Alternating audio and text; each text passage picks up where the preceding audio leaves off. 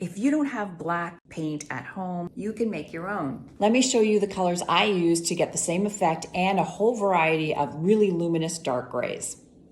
You can make a beautiful gray or black by combining a little bit of ultramarine blue and burnt umber,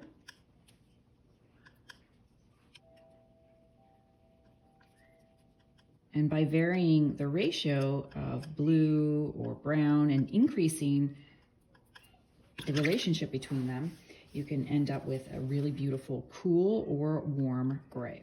And this is best illustrated by adding a little bit of white to each so you can really see the full result. So there would be our warm gray, and here would be our cool gray.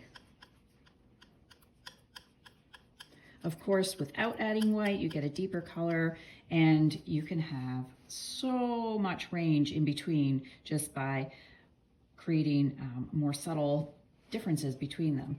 Now, my favorite combination is not just two, but adding a third color, and that would be violet. This gives me a really wonderful shadow option. This is a combination I've been using for years with my watercolor, but it works equally as well with oil or acrylic for that matter. So again, here would be a cool gray mixture with a dominant blue. Here is a warm gray mixture with a dominant brown. And then finally, beautiful shadow grays can be created by just adding that tiny amount of violet.